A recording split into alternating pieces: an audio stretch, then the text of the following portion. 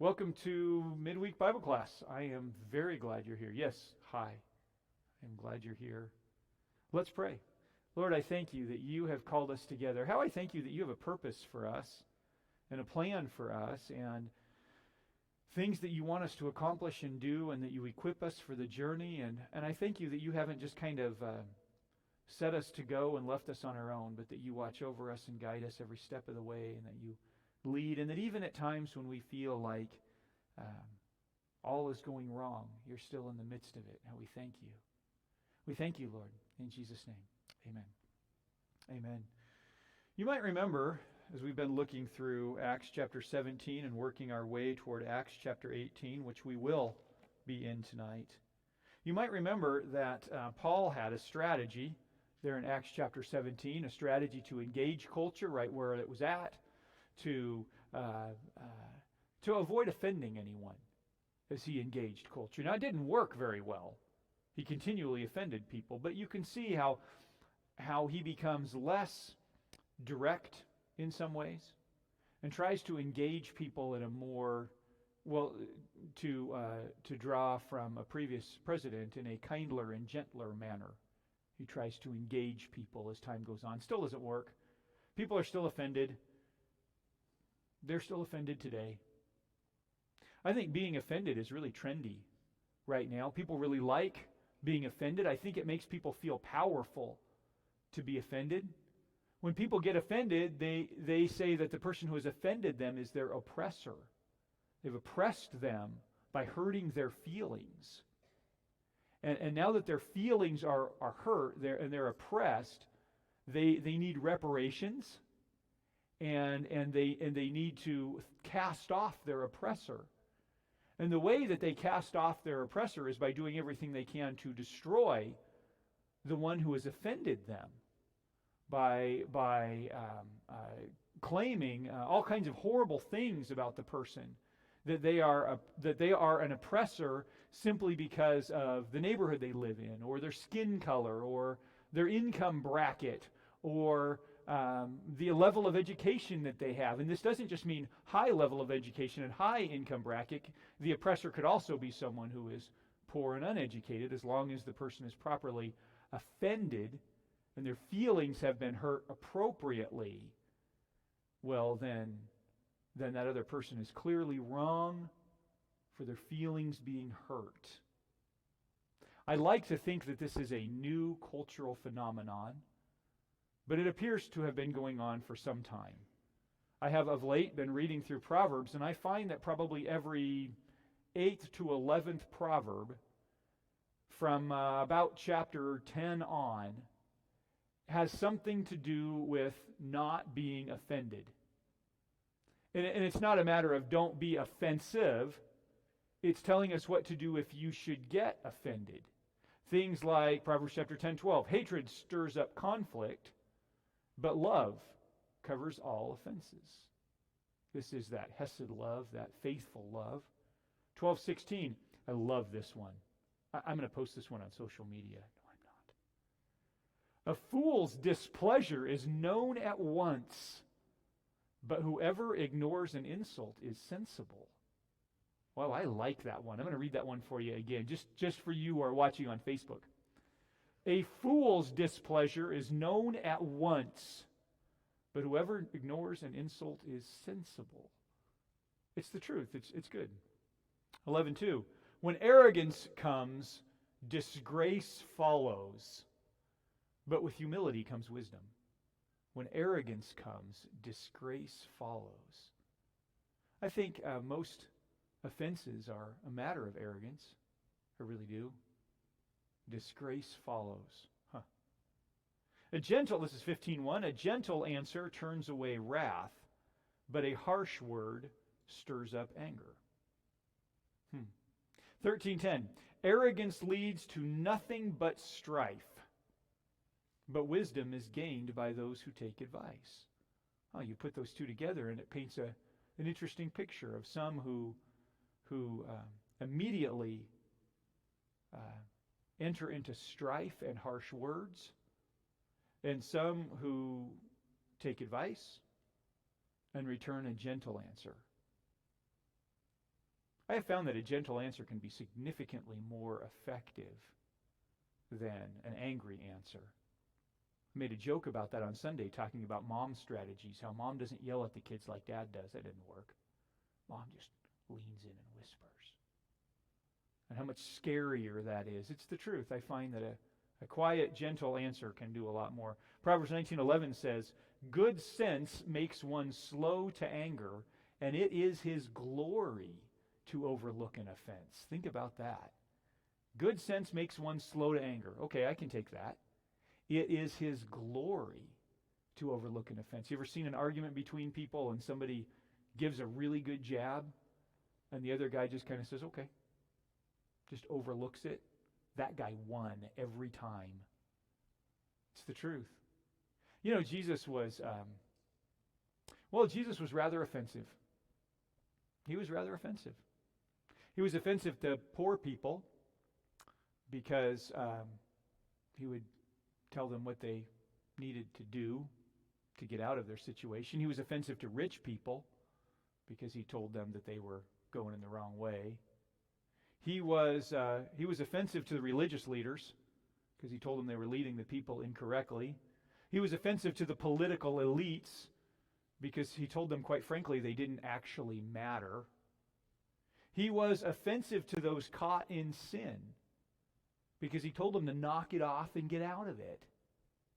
He was offensive to those who thought they weren't caught in sin because he told them to knock it off and get out of it. Jesus was just continuously going around offending people. Well, he wasn't purposefully being offensive. It just didn't matter what he said, somebody was offended. Do you remember in Luke chapter 7, the disciples of John the Baptist were coming to Jesus. John the Baptist was locked up in jail, and verse 18 in chapter 7, John's disciples came and told John the Baptist about all the stuff Jesus was doing. So John summoned two of his disciples and sent them to the Lord, asking, "Are you the one who is to come, or should we expect someone else?" Well, when the men reached him, they said, "John the Baptist sent us to ask you, are you the one who was to come?" Well, at that time, Jesus had healed many people of diseases and afflictions and evil spirits, and he had granted sight to many people. So he replied to them, "Go and report to John what you've seen and heard. The blind receive their sight, the lame walk, those with leprosy are cleansed, the deaf hear, the dead are raised, and the poor are told the good news." And, verse 23, "Blessed is the one who isn't offended by me." I've thought about that a lot. Blessed is the one who isn't offended by Jesus. Yeah, no kidding. No kidding. Because if you're offended by Jesus, your arrogance stands in the way of hearing what he has to say. If when you hear what he has to say, you are just offended by it, then what he has to say can't have any effect on your heart and life. Jesus has come to bring new life and transformation. He's come to reconcile everything that has been damaged in our lives, all of the relationships that we've destroyed, starting with the one with God the Father, and all of the relationships with people that we've destroyed. He has come to reconcile these things. And as he comes to reconcile these things, and he tells us what's required for reconciliation, well, sometimes we get offended. Sometimes he tells us the activities that we've chosen are leading to the disaster that we're in. Sometimes he tells us that the lifestyle that we're involved in is leading to the disaster we're in. Or sometimes he tells us something as simple as the thought processes we entertain, the way we like to think about things, is leading toward this disaster of relationship. And we get offended. And when we get offended, well, it's done. If you have two people that are trying to have a discussion with one another, and they have different viewpoints, and they're sharing their two viewpoints back and forth, the minute one of them says, "I'm offended by what you said, I refuse to continue because of that offense," there's no opportunity for a rational discussion, and there's no opportunity to reach any level of agreement. Jesus comes and is right. It doesn't matter what we think about what he says. He is, in fact, correct. I mean, he's God. He is completely correct. And he's sharing with us the truth and the way things ought to be. And if we choose to be offended, well, then it's over. Imagine this. This is a true story. You can decide for yourself whether or not I'm proud of this true story. My brother and I were little guys. We must have been, 3 and 5 or something, maybe 4 and 6. It's Halloween. We got all dressed up. We looked really cute with our little cherubic round faces and all of this. And we were dressed as kings. He was a king and I was a king. And I've seen a picture and we were cute. We had our felt crowns on. Mine was blue. We were going to go out trick-or-treating in our neighborhood. And so we took our trick-or-treating things and we went out to the various houses and knocked on the doors. And honestly, this was back in the days when we knew most of the people in our neighborhood. We went down the street across from us and back and down our street and across the big street, which wasn't a big street, and down the other street, and we're knocking on doors and trick-or-treat. And we went to Maureen's house and we went to Pete's house, and then we went to a house where I didn't actually know the people that were there. Knocked on the door, and these two ladies, actually one lady answered the door and called for her sister. They were unmarried ladies, probably in their 50s, and they were sisters living in this house. And the one answered the door and called for the other one, and the other one was standing right there, but I couldn't see the sister around the lady who answered the door. She filled the doorway. And when she called for her sister to come see the two cute little boys, she had to get out of the way completely for her sister because her sister also filled the doorway. And my brother and I were stunned. We'd never seen anybody like that before. But we trick-or-treat, and they held out the candy, and we took the candy. Oh, I remember the smiles on their faces. Oh, what cute, cherubic little boys. And we turned around to walk down the steps, and apparently we were cute enough that they thought they would stand there and watch as we went back to our dad, who was waiting on the sidewalk. And we made it to the first step, and one or the other of us turned to the other of us and said, "Did you see her? Man, she was fat!" Well, she was. They were offended. Their jaws come down, and they go in and slam the door. I never went back to that house ever again. Hey, it was the truth, okay? They were really fat. It was the truth. Imagine that the two of them go to their doctor, and they are experiencing some symptoms, and they say to the doctor, "Can you help us?" And the doctor says, "Well, you have hypertension, you have diabetes, and you have a number of other disorders, and they're all related to the fact that both of you are morbidly obese. And if you don't go on a diet and lose some weight, you are both going to die before the year is out." He has told them the truth. Imagine that they say, "Oh, how could you say such a thing to me? I'm so offended by you. You are such an oppressor. You in your white coat. All people who wear white coats are oppressors." And they storm out of the office and slam the door and never go back. What do you think is going to happen? They're going to be dead before the end of the year. He told them the truth, and they were offended by it. Imagine. Now imagine that he told them the truth and they were greatly embarrassed and maybe even a little offended, but they understood that it was the truth. They might just do something about it. That's what Jesus told people. If you continue in your sins, you will die. More than once, in more than one very clear way, he told them, if you continue in rebellion against the plan of God, you will die. And they were offended by it. Some, though, believed. That kind of offense has just continued. It just continues to continue.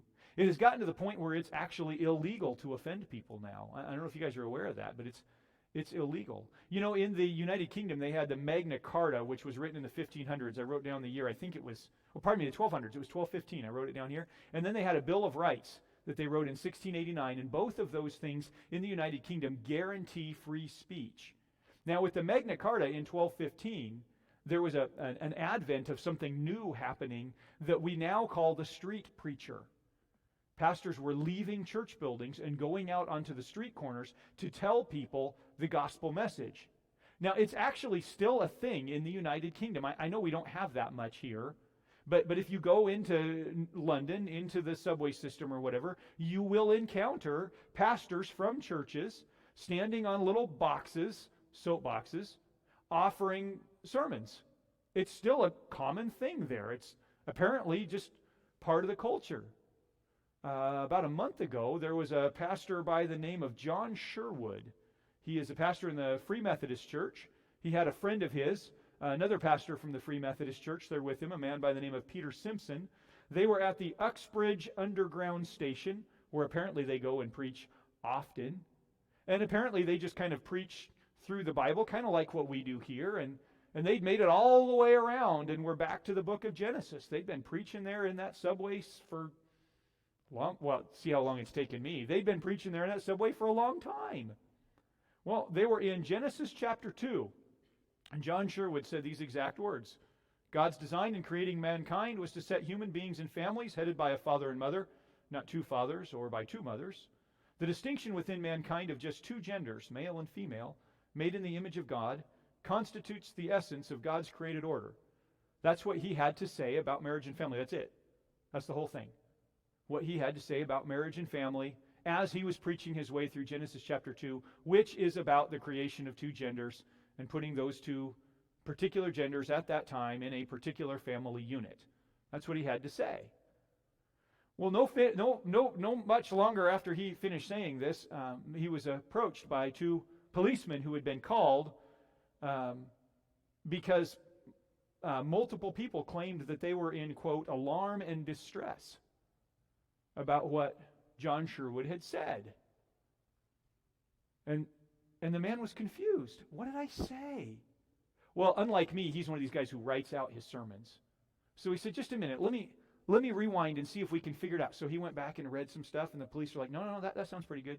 Okay, and he kept looking and read some stuff. And then he came to this 3 sentences that I just read you, this little 3-sentence paragraph, and he read that, and he said, that's it!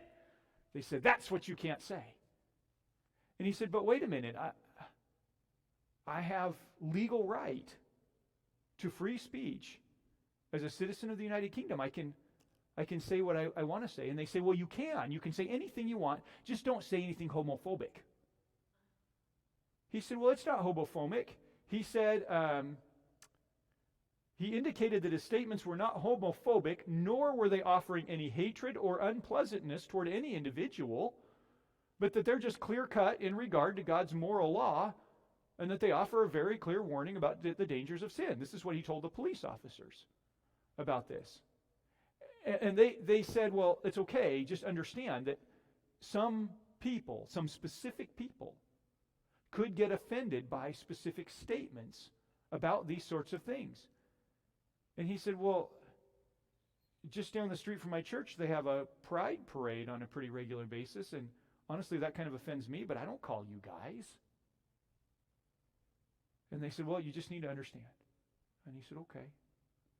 And he went back to his sermon, picked up where he left off, kept preaching in Genesis chapter 2. Now, I don't know what specifically he said at this point, but a lady from the crowd yelled out to them that they were being offensive and that they were being homophobic and that they were using hate speech. And at this point, the police officers came in and put him in handcuffs. 71-year-old preacher who preached on that street corner for years, decades. Put him in handcuffs, carried him off to jail. Spent the night in jail, was released the next day. The only thing they had to arrest him by was that he had offended someone. He'd been offensive. It's apparently now a crime to offend people. And I think about the kinds of things that we talk about in this Bible class, and I don't know, but I'm pretty much thinking you all should be offended, and so should I. Because we worked our way through the Gospels, man. Pretty much everything that you and I like to involve ourselves in that's the slightest bit deviant, we have discussed as being not in the plan of God. And that if we want to experience the best that God has to offer for us, if we want to experience real life, the life that He's really made for us, we need to leave those things alone. We read how Jesus said, if you're just mad at your brother and want to end the relationship with him because you're so mad at him, you may as well have just murdered him. As far as God's concerned, it's just as bad. We read how, guys, if you just look at a woman Whew, she's hot. I'd like to get my hands on that. You already did, as far as God's concerned. Well, crud. Let's all be offended. The message of the cross, well, it's offensive. That you and I have chosen to behave in such a way toward God that we deserve to die. And it gets even more offensive when we discover that a man who deserved nothing like that came and died for us in our place. And that if we don't understand that and admit that and agree to the fact that we need that, well, we're going to die anyway. It's pretty offensive to people. It's pretty offensive when you take on their religious beliefs. And I don't mean by coming and telling them they're wrong. I just mean by coming and telling them what's right. It's pretty offensive. Paul went to Lystra, explained to the Jews there the truth about the Messiah, that there really was a Christ, a Messiah. He really had come, and he really did do Psalm 22, and he really did do Isaiah 52 and 53. And he also did Isaiah 66, because he rose again. And we need to understand, and we need to get right. And the Jews were so offended that they stoned him to death. And if it wasn't for the Spirit of God's protection and reviving, he wouldn't have made it. He went to Philippi, and he set a poor girl free from satanic dominion that offended the slave owners who were abusing her and mistreating her. So offended them that he ended up getting whipped, beaten nearly to death, and thrown in jail. He went to Thessalonica. He offered the people of Thessalonica freedom from religious constraints. Well, they liked their religious constraints, and they were so offended that they ran him out of town. He went to Berea, where the people were not offended, where he explained the same things to them, and they looked in the Scriptures and they said, you know what, I think you're right. But the people in Thessalonica were third-party offended for the people in Berea. Did you know that's a thing? That Hayden, if you insult Gary, I can be offended on Gary's behalf? That's a thing. Even if he's not offended, I can be offended and you're still in trouble. That happened to Paul in Berea. They ran him out of town in Berea. And then he went to Athens. And by the time he got to Athens, he was getting a little bit tired of offending people. He still wanted to get the message out, but he was getting tired of offended people. So he tried something new, and you can see it there in verse 22 and all the way through that little section. We can look at it real quickly. I want to take a look at what he said very quickly before we get to Corinth. Paul stood in the middle of the Areopagus and said, "People of Athens, I see that you are extremely religious in every respect." He's saying to them, I have spent time in your culture. I have spent time with you people. I've been here a few weeks. I've learned about you. I'm offering things that don't come from some kind of uneducated viewpoint. That's one of the things they always say when they get offended. Well, if you knew about me, well, then you'd understand. Paul's saying, listen, I know about you. I've been spending time with you. I understand that you're extremely religious in every respect. For as I was passing through and observing the objects of your worship, verse 23, I even found an altar on which was inscribed, to an unknown God. Some say, some of the archaeologists and historians, that there were many of these altars to an unknown God, because the Athenians were admitting that there was a lot of things about religion they just didn't know. And they didn't want to miss anything. They figure if they buy a ticket for every show, they might get into the big one, you know. So they're just making sure they don't miss anything. So they've got altars to unknown gods. So if somebody comes from far away and wants to worship their God, and oh my goodness, there's not one here, well then they can. Paul's saying, I've seen those, and then he says, therefore, what you worship in ignorance, this I proclaim to you. Now that would offend us, right? Oh, we're not ignorant. It didn't offend the Athenians because they were actually smarter than us. And the Athenians, unlike most of us Americans, the Athenians understood that there were things they didn't know.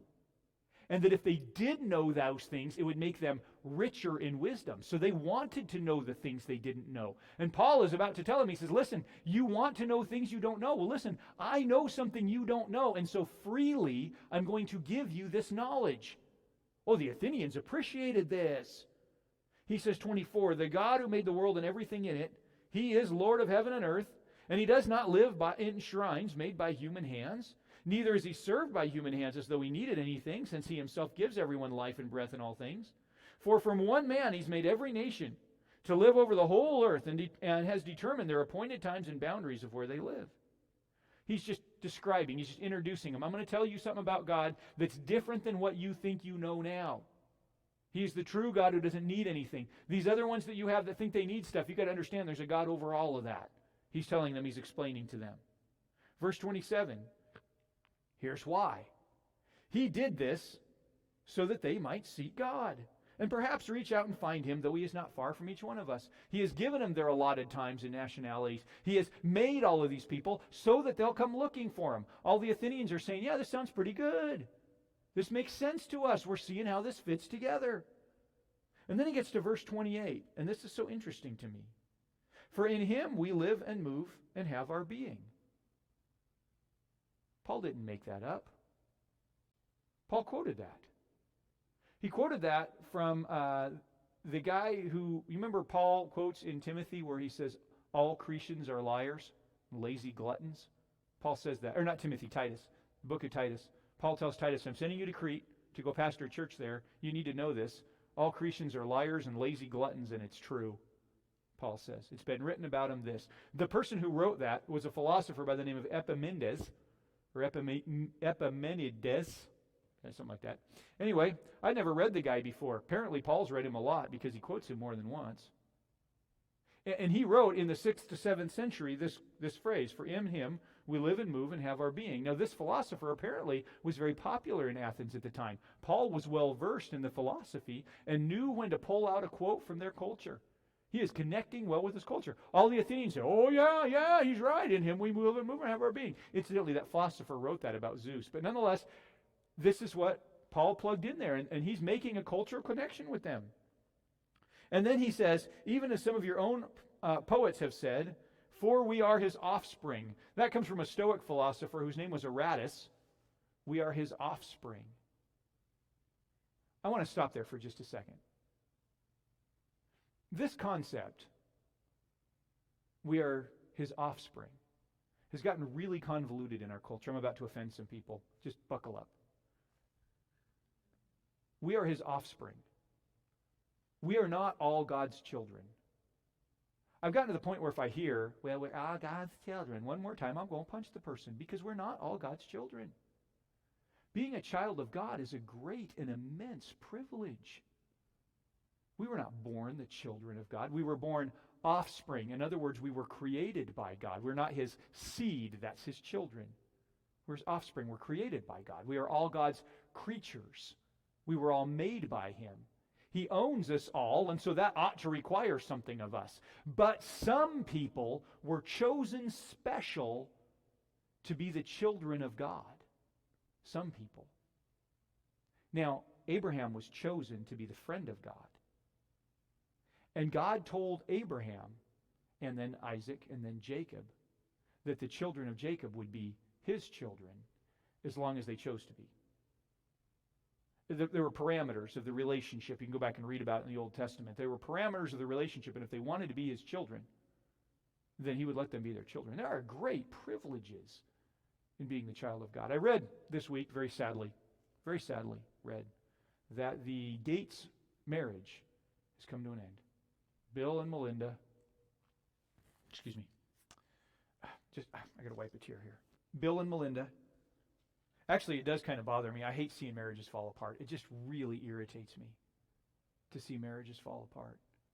But anything that's tabloid worthy, I don't know. It shouldn't happen, but it does. The thing that broke me up the most about it was that each of the children, out of Bill and Melinda's marriage, each of the children, now their inheritance is at risk, and so each one of them are only going to get $10 million apiece. And that's where I really started to bawl. I don't know how these kids are going to make it. $10 million? It's got to be rough for them. Actually, it does have to be rough for them, and I am serious. I hate seeing a marriage fall apart. It doesn't matter how big your children are. When a marriage falls apart, it's really hard on them. And these kids are young adults, and it's got to be horrible for them. And I'm honest about it. I'm serious about that. And I actually pray for Bill and Melinda that they will find Christ and he'll restore their marriage. And can you imagine? Let's all please pray for that. Because can you imagine the witness that would come out of that? If Bill and I don't care if the guy ever gives a buck to the church. That's not my thing. But wouldn't it be fantastic if in this crisis, in their personal crisis, they found Christ? Oh my goodness. We can pray for them that happens. In the meantime, the kids are looking at $10 million. How sad. Can you imagine what a privilege? We can't all just say, well, I'm Bill Gates' child. I want $10 million. We can't do that. We are not Bill Gates' child. We're just not. Now, if he wanted to adopt us, and give us $10 million, well, then we would earn that privilege, you see, through adoption. It's the same thing. It's the same thing with Christ. Flip over to John chapter 1. John chapter 1. John. I know we studied this a long time ago. John chapter 1, verse 12.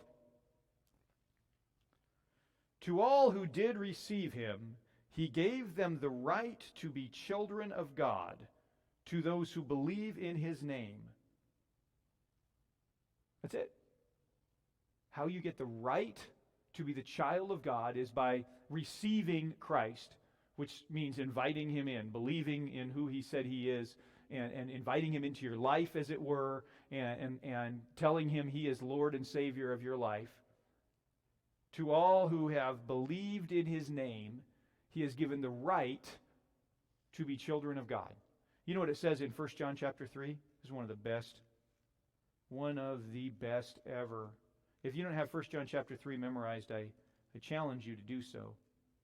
1 John chapter 3. I even know a little song about it that I learned years ago. 1 John chapter 3. I know the song in the King James, but I read it in something else. See what great love the Father has given to us, that we should be called his children. And we are. We're his children. Why are we his children? Well, you can read the rest of that and you'll find out in John chapter 3. The reason we're his children is because we've done what John says in John chapter 1. We have received him and believed in his name. Those are the children of God.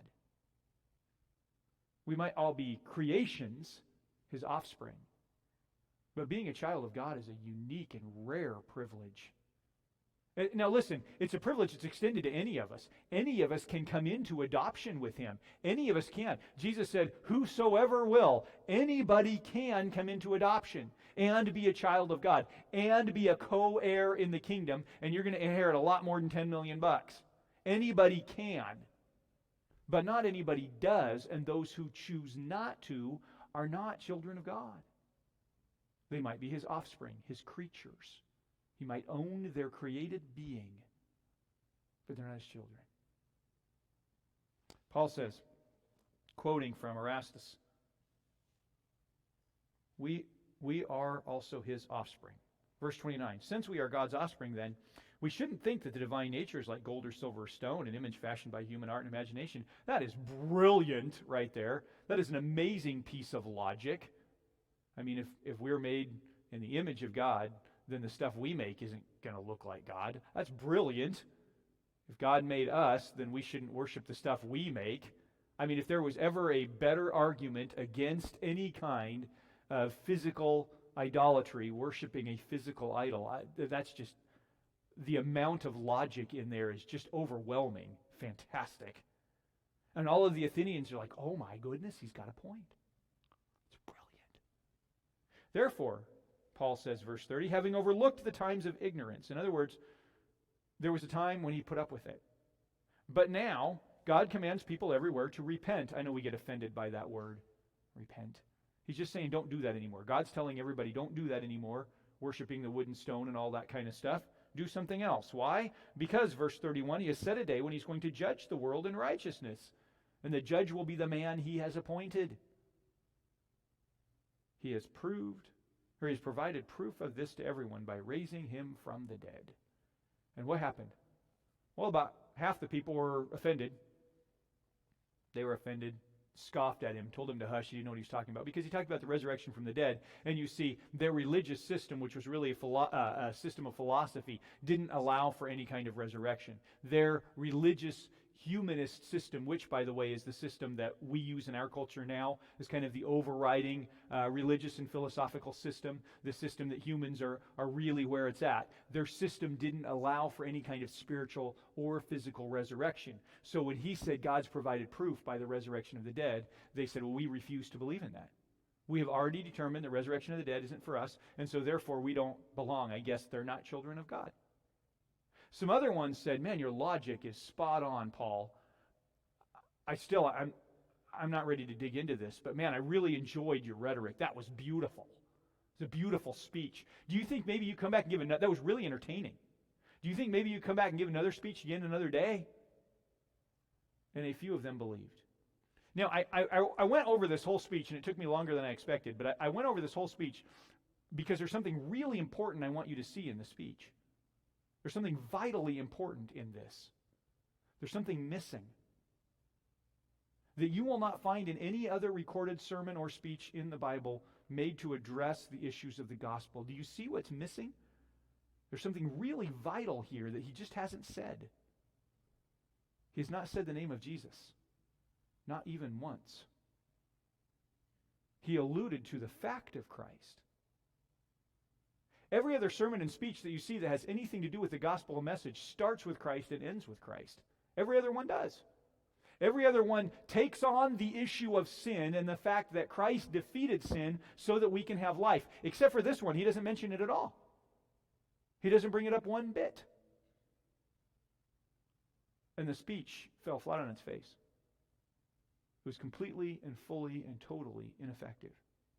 It was also inoffensive. Nothing offensive in it till he gets to think about the resurrection of dead. The only thing that he mentioned that even alluded to Christ, well, that was offensive. But the rest of the speech, everybody loved it. Good job, Paul. Way to go. It was brilliant. Like I mentioned on Sunday, this obviously is a brief version, an encapsulation, but it's still considered one of the best orations that we have recorded from this time period, any literature. It was fantastic. And completely and totally and 100% ineffective because it did not mention Christ. But it was inoffensive. I almost wonder if Paul was embarrassed, because then he had to take Dionysius and Damaris aside and explain to them what he was talking about Christ. All I know is he left. It didn't work. It was his best shot, all of the human skill and wisdom that he had, and it didn't work. He had told Silas and Timothy, I'm gonna be here a while, come and meet with me. And then he just left. And he went to Corinth. And we talked about that on Sunday. I know that one's available online, the whole trip from Athens to Corinth, which I think was an absolute turning point in the life of Paul and should be a turning point in every one of our lives. We talked about that. That when he came into Corinth, he came with fear and much trembling. And he determined to know only one thing. In other words, to talk about this one thing, and that is Christ and him crucified. Let's talk about getting to Corinth. Corinth was an interesting place to go. Anybody Star Trek fans? You know the planet Risa, where you can get whatever you want, whenever you want it. That was Corinth in those days. Corinth had two gods that they worshipped. One was Poseidon, because Corinth was not only on one gulf, it was actually on two gulfs. If you look at it on the map, there's a gulf from the south and a gulf from the north, and there's a little isthmus in between, and it kind of connects Greece with the mainland, and that's where Corinth was. And so they had a lot of ship travel that would go to these two gulfs. It was just the perfect place for a shipping route. And so Poseidon, who was god of the sea, was common to be worshipped there. There's actually a big lighthouse there that was dedicated to Poseidon. Matter of fact, it got to the point where Corinth became a major shipping route because ships would come up from the south or from the north and need to be on the other side of the isthmus. And rather than going all the way around the Grecian Isles there, they had developed a system where they would actually pick that ship up onto land, put it onto like a big trolley affair, and slaves would drag it across the isthmus and set it in the water on the other side. Now, in order to do that, it had to be unloaded, and all of the sailors had to come off. So all the sailors went into Corinth. Well, they had a good time in Corinth because there were, depending on which archaeologist you ask, either 3 or 5 temples to a particular goddess by the name of Aphrodite in Corinth. Now, you might know about Aphrodite. She was the goddess of love, and I don't mean like nice kind of like, love you, brother, or any of that. I mean like what we refer to as erotic love. She was the goddess of that stuff. And in her temples, they had what were known as temple virgins, but believe me, they were no virgins. Matter of fact, we would probably refer to them as prostitutes. And the best histories tell us there were about 1,000 of them there. And see, their job was to enable these these sailors to worship the goddess while they were in town, and you can do the math. And they weren't just females, although most of them were. There were also male priest guys that helped with this same thing, helping guys maintain their relationship with Aphrodite. And out of that system had grown a real kind of entertainment city there in Corinth. Oh, you could gamble, you could see shows. They had 2 of the biggest theaters east of Rome there. 2 of the biggest amphitheaters, lots of shows that they had, all kinds of stuff that you could do. And so that you would know where you're going at these various places where the priests and priestesses worked, you see. At these various places, they would have pavement that would be like the street sign to tell you, well, if you turn right here, you can go to this priestess who does this particular activity, and if you go left, you can go to this priest or priestess who engages in this particular activity. But people were coming from all around the world, and not everybody knew Latin or Greek, so they actually drew out the activities in the pavement. They carved out pictures of the activity you could involve yourself in. And I don't mean, one was the craps table and one was blackjack. I mean, these were for the various priests and priestesses and the particular activities that they specialized in. They would etch those out on the pavement, on the sidewalk, so that the sailors would know if they wanted to do that or that, which one they needed to go to. And that was Corinth. The place was a mess. Imagine raising your kids there. Imagine being a Jew and trying to be holy and separate to God and raising your kids there in Corinth. This was the kind of place that Paul went next. Well, chapter 18. After what happened there in Athens, he left and went to Corinth, where he found a Jew named Aquila, a native of Pontus, who had recently come from Italy with his wife Priscilla because Claudius had ordered all the Jews to leave Rome. Paul came to them, and since they were of the same occupation, tent makers by trade, he stayed with them and worked. I love this part. I'm thinking to myself, Paul's walking into Corinth absolutely beat, just feeling completely defeated. I mean, the last few cities he's been in, it's been a real pain in the back. He's been whipped and beaten and kicked out. He's been jailed. He's left these churches after just a couple of weeks on their own. And then he goes to Athens and falls flat on his face, and he's starting to feel very ineffective. He's starting to feel very beat up and beat down. He walks into Corinth, having never been there before, I would imagine, and he's like, oh my goodness, you got to be kidding me. Temple to the unknown God I could handle, but this is repulsive and offensive and ridiculous. The amount of immorality on display and for sale at any given time, whatever you might want to involve yourself in, had to have just been overwhelming to him, to this man who grew up an Orthodox Jew. What in the world am I supposed to do here? And then he meets this guy named Aquila, which, by the way, is a Roman name. It's a Latin name. And his wife Priscilla, which is also a Latin name. There's a Greek version, and there's a Jewish version, but these are Roman names. He meets this guy who is in the same trade as he. We say tent making, but that might not be right. The word there is somewhere. The word there probably doesn't matter much to you, but it mattered to me, and if I can find it, I'll tell it to you. Oh, here we go. The trade is omotechnon, and we say tent making. It's really interesting, and the reason that it mattered to me, omotechnon, Joseph, Jesus' stepdad, was a technon. That's where we get the word, by the way, technician, technon, and it just means tradesman. He was a tradesman. We like to say that Joseph was a carpenter. We don't know. He was a technon. He was a tradesman. We don't know what trade he was involved in. Traditionally, he was a carpenter because there was a city about 4 miles away from Bethlehem that Herod the Great was having built, and he was using carpenters, masons, and other kinds of craftsmen from the community around there that Joseph was from to go and build this city. And so it's the fact that Joseph came back to that city for work. You kind of put two and two together. It sounds like the guy was probably some sort of carpenter or mason or something like that. And since he trained Jesus in this, and we'll talk about that in just a moment, and Jesus seems to have an affinity for these kinds of things. It just kind of makes sense. He must have done something like that. But Paul's trade, specifically, an omotechnon, has something to do with fabrics. And there's some thought about what he might have done. Obviously, tent making is traditional, and I don't want to shoot it down. That could very easily be what it was. That the region that Paul was from in Cilicia, they made fabric for tents there. Now, Paul definitely was trained in a trade. All Jewish men were to train their sons in their trade. As a matter of fact, there was a Jewish proverb that was circulated by the rabbis that said, if a father does not train his son in his trade, he is training his son to steal, they said. So whatever your trade was, whether your son liked it or not, whether he was good at it or not, didn't matter. You trained him to do it so that if the thing he wanted to do didn't pay, he could do the thing he could do. Paul was a Pharisee. He was being trained in theology. He got a doctorate in theology. He was learning to be a teacher, a rabbi, which he did very effectively, as we know.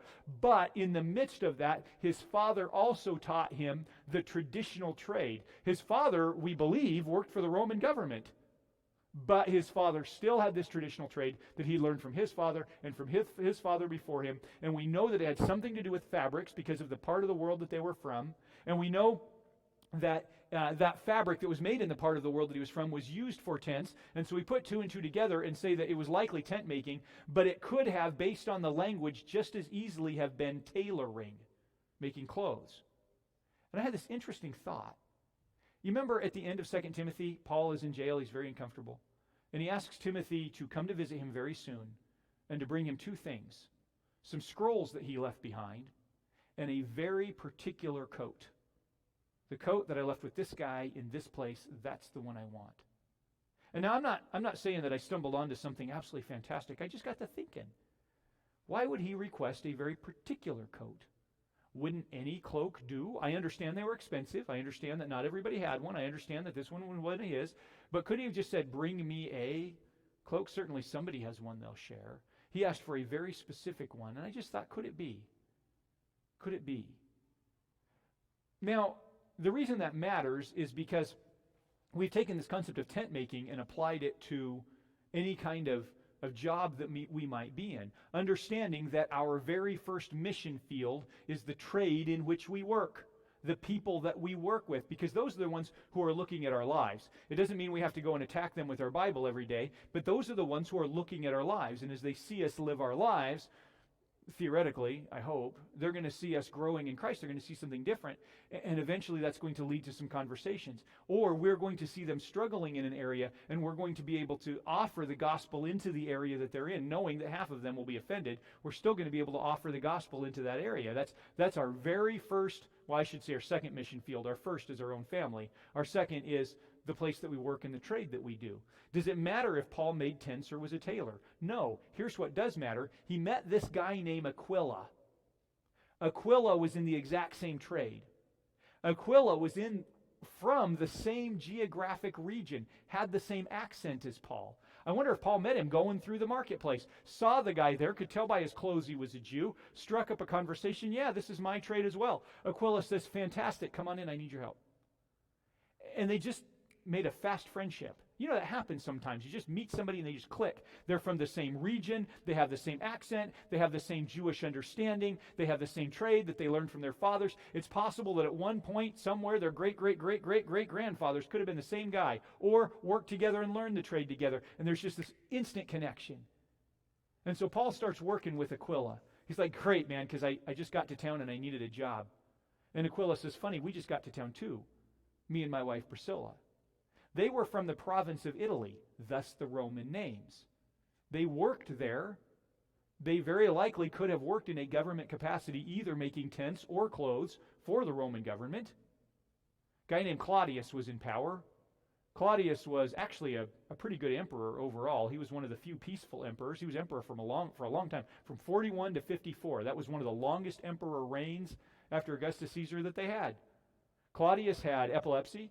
He had some kind of dropsy or something. He had some disfigurement, and he didn't have real good control over all of his muscles.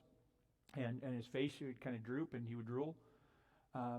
He wasn't a very popular emperor with the ruling class, but he was remarkably popular with the military and the common people, because he did a really good job of keeping things peaceful, of growing the empire, of in public works, these kinds of things. He did a really good job of just keeping things going forward. Thus, he was emperor that long. Matter of fact, the reason he was no longer emperor as of 54 was because his wife, Agrippina II, was a pig, and she was busy sleeping with lots of other people, quite literally, and felt like she was wasting her body on him. And so she really wanted her illegitimate and inbred son, who was mentally demented by the name of Nero, she really wanted him to be emperor. So she poisoned this guy, and he wasn't emperor no more. Anyway, he's emperor. He's trying to keep the peace. And he was very suspicious, trying to keep the peace, as you can imagine, of everybody trying to shoot him down. And there arose a dust-up in the empire among the Jews. It seems this dust-up was related to some dead figure that they called Chrestus in Latin at that time. And he thought, if the Jews are going to throw a fit, then they need to get the heck out of Italy, the province of Italy, because I'm not going to have that stuff here. So he ran all the Jews out, no matter how... these two guys, Priscilla and Aquila, they could have been making his own clothes. He didn't care. Get them out of here. I don't want anything to do with these people. So he ran them out. They came to Corinth, I'm sure on a boat. It's probably the first place they stopped.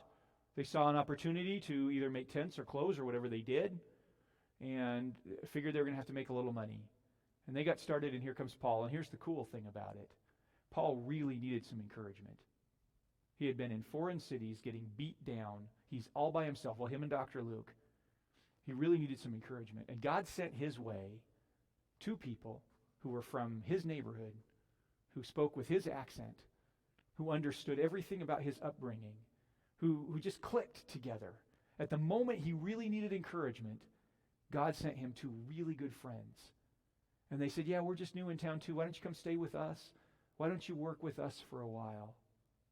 And as they did, and they asked Paul, what are you doing here? And he said, well, I've been talking about Jesus. And they said, oh man, that Chrestus guy? And he said, yeah, let me tell you.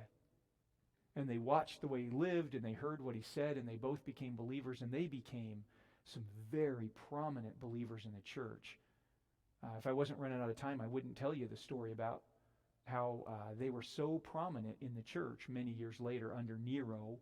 When Nero was persecuting the church, he wanted them gone, Priscilla and Aquila. Because everywhere they went, the joy of Christ happened. Everywhere they went, people were finding Christ and so much joy. And Nero said, I will not have this kind of joy. And he arrested them and determined to put them to death by stripping them both naked and strapping them to the horns of some very big bulls, and getting the bulls very mad that they would go gore things, and in the process gore through Priscilla and Aquila until they were dead. That was his plan, to kill them in front of a whole bunch of people in a big stadium. Priscilla and Aquila were so important to the church that another married couple volunteered to stand in and died for them in this way, because these two people became so important, because everywhere they went they spread joy. cool people. At the moment where Paul was at his lowest, God sent him this wonderful gift of friends that he would have the rest of his life, that traveled with him and watched out for him and even taught on his behalf. Fantastic stuff. Well, verse 4. So Paul stayed with them and worked, and he reasoned in the synagogue every Sabbath and tried to persuade both Jews and Greeks. Verse 5. When Silas and Timothy arrived from Macedonia, Paul devoted himself to the preaching of the word and testified to the Jews that Jesus is the Messiah. So here's the picture. He's been in Corinth. He's been going down to the big synagogues. He's been opening the word to them and talking about what the prophets say about the Messiah. I mean, he's a traveling rabbi, talking about what the pictures of the Messiah all through there. They're listening to this guy Paul come week after week after week, and all the guy's ever saying is, here's more about the Messiah in the Old Testament. We talked about Messiah ben Joseph and Messiah ben David. We talked about that last week. He's opening this up for them and showing them how it could be the same person and doing all this for weeks and weeks and weeks and weeks and weeks. Finally, when Silas and Timothy come, he gets to the point.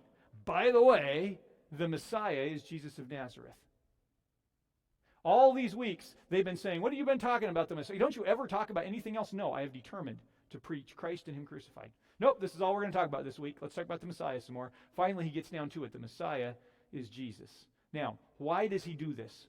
Why does he get to this point? Well, I think it has to do with the fact that Silas and Timothy arrived from Macedonia, and I really don't have time to get into it, but if you flip over to the book of Philippians, flip to Philippians, that's my little joke for the evening. If you go there, you will see that they sent with Silas and Timothy a big gift, a big financial gift for Paul. So that now he's no longer working for a living every day, 6 days a week. Now he is free to spend 6 days a week at the synagogue. And so he knows it's going to be offensive when he gets to Jesus. He knows it's going to be offensive. He is no longer destroying Priscilla and Aquila's business by Jesusing and then throwing them under the bus. I think that's part of it. He is totally encouraged because he's got Priscilla and Aquila and he's got Silas and Timothy. And, we get encouraged when numbers gather around us. He's feeling strengthened. And then he finds out the Philippian church sent him this gift. And he's like, yeah, let's go. He has gotten it all back and he's ready to take them on. And so he starts talking about the Messiah.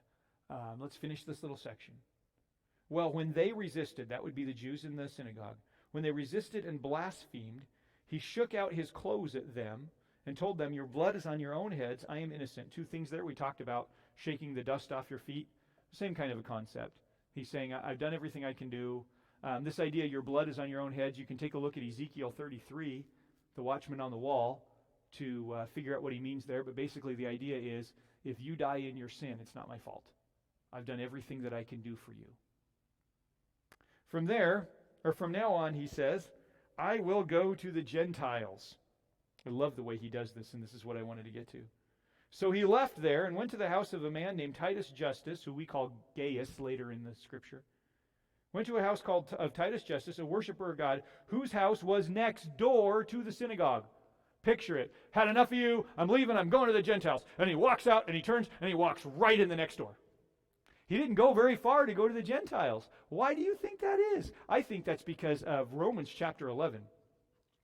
Romans chapter 11, where he says in verse 13, I might make some of my own people jealous to save some. Where's he going to plant the church? Right next door to the synagogue. Why? Because the people in the synagogue are going to see what's happening in the church. They're going to see the community that grows in the church. They're going to see people getting radically saved and leaving horrible lifestyles behind. They're going to see the joy that only happens in a church. They're going to see racial walls fall down, which only happens in the church. The people at the synagogue are going to see this, and Paul's going to make them jealous. Brilliant. What a way to take people's natural offense and turn it back on them. Brilliant. And did it work? Well, verse 8, Crispus, the leader of the synagogue, believed in the Lord along with his whole household. The synagogue leader, the pastor, if you will, of the synagogue, believed and started coming to church. Isn't that fantastic? Many of the Corinthians when they heard, they believed and were baptized. We're going to have to stop there. I thought we were going to get all the way through Corinth tonight, but I guess I talked too much.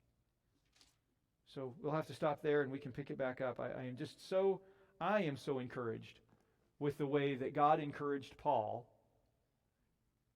You know, there's a verse that I have on my wall in my office out of 1 Timothy. And it says that we teach with love. The purpose of our teaching, the goal of our teaching is not offense. It's not conviction. It's not to make people like us, to go and win converts, to grow the church. That's not the purpose of our teaching. The purpose of our teaching is love. Like if the two fat ladies came to me and I was the doctor, how loving would it be of me to say, oh yeah, take 2 cookies and call me in the morning. Here's some pills. You'll be feeling better in no time. It would not be loving at all. It wouldn't be loving at all. What if I told them, well, it looks like you're not getting enough to eat? I would not be loving them at all. If I'm their doctor, I'm going to have to be a little bit offensive. I don't want to be. I want to be loving, you see. And that's why Paul, offended the Jews. I mean, he knew he was going to have to be. Sooner or later, he's going to have to bring up Jesus. And when he does, it's going to cause a great uproar. He primed them the best he could. Let them know he's got their best interests in mind. Told them about Jesus. They were offended. Left in the way a Jew should leave. He followed proper protocol. Went right next door and said, okay, you Jews, now watch. Watch what Jesus can do. And many of them believed as a result because he taught them to love them. And that's absolutely fantastic. And that's where we're going to have to stop for tonight. Let's pray. Lord, how I thank you for what you have given and what you have done for us. How I thank you for the way that you continuously encourage us. And how I thank you for the way, Lord, that you have not shied away from telling us the truth. How I pray that you would teach us to continue to tell the truth, and that you would help us to tell the truth because we love those around us, and we don't want to see them perish. We thank you, Lord. In Jesus' name, amen.